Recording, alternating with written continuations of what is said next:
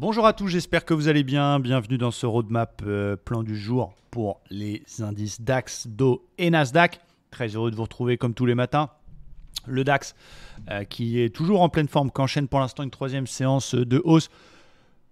On est en plein sur un niveau résistance oblique qui est en train d'être cassé. Attention quand même, aujourd'hui on a quand même de gros rendez-vous, surtout cet après-midi. Donc au niveau des US, les indices PMI, le rapport Jolt pour l'emploi qui précède les NFP qui seront publiés vendredi et les minutes de la Fed publiées ce soir à 20h. Donc prudence, mais en attendant le DAX il veut monter, il est en train de chatouiller sa résistance oblique. Je suis assez content parce qu'on a bien vu les zones hier, je vous ai dit dans la vidéo. On était en pleine bourre haussière. Je dis attendez un repli, essayez de payer le pullback sur le haut du range. Bon, c'est quand même sympa de voir qu'on n'est pas complètement à côté de la plaque. En attendant, quand même un peu délicat de payer sur cette oblique daily. Il faut vraiment attendre que ça casse franchement et que ça vienne se faire un beau pullback peut-être sur 61,8 pour montrer voilà, je pète la résistance, je viens me réappuyer et pourquoi pas un achat sur repli vers les 380 pour les plus on va dire joueurs d'entre vous. Si ça réintègre l'oblique, on attendra un énième retest du haut du range. Pour l'instant, le flux il est haussier, il faut privilégier les achats. Je vais surtout me concentrer sur les indices américains. C'est pareil au niveau du Dow Jones hier, on a bien vu le range. Bon, c'était pas très dur de l'identifier. Le haut 650-700 qui a fait son job. Le support 33 000 qui a également fait son job, donc je suis content. Moi j'ai tenté une petite vente en début de session américaine sur cassure du 61,8 de toute la hausse.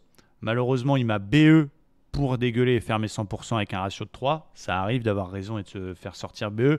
Alors on peut se poser la question, pourquoi tu passes BE, etc. Je protège mes gains quand je gagne mon risque, c'est aussi psychologique. Dommage, il y avait même un beau W derrière sur les 33 000. Quoi qu'il en soit, on est toujours dans ce range. Regardez, il est complètement en PLS. Alors j'aime bien la cassure de l'oblique qui prend toute la baisse 2022, cassure, pullback. Mais en attendant, il est quand même bloqué autour de ses moyennes mobiles. On a la 50 et les 33 000 qui font support. On a la 20 qui fait résistance. On a une polarité. Donc il va vraiment falloir qu'il prenne une décision et qu'il sorte de tout ça. En attendant, tant qu'il est dans le range, on va travailler le range. On verra s'il en sort pour faire autre chose. Tant qu'il est dans le range, on va surveiller le bas de range, le haut de range. Donc pour les plus prudents, peut-être une petite vente sur le haut du range si jamais il y a un signal. Un achat en cas de retest du bas de range, pareil s'il y a un signal. S'il sort du range grâce aux minutes, on fera autre chose. On fera plutôt du suivi de tendance sur des stratégies type OPR. S'il pète le range par le bas, pareil, on fera du suivi de tendance en vente. Mais tant qu'il est dans le range, on va travailler le range. Et pour les plus joueurs, on est en train de casser le 61,8 de toute la dernière vague de baisse. Moi, je n'ai pas l'habitude pour prendre des trades le matin sur les indices américains, mais s'il casse, pourquoi pas essayer de tenter un petit achat pour aller chercher le haut de range. Ça a du sens. Du côté du Nasdaq, pour terminer, on est sur un Nasdaq qui tient et qui a confirmé, qui tient pour l'instant les 10 800 points. C'est aussi 61,8 de toute la remontada Covid. Entre le plus bas Covid et le plus haut historique, c'est 61,8 qui tient pour l'instant. C'est donc un support qui fait son job. Je ne dis pas qu'il ne cassera pas, mais pour l'instant, il tient.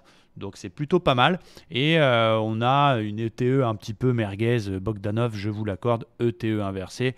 Bon, si elle se valide, s'il casse les 11 150, je paierai le Nasdaq pour aller chercher les 600 avec un niveau intermédiaire qui peut être un premier objectif autour des 400. Donc c'est ce que je vais surveiller. Je vais surveiller le 61,8 de cette vague de baisse, essayer de casser, payer la cassure des 11 150 pour aller chercher 400 et pourquoi pas pour aller chercher 600 derrière.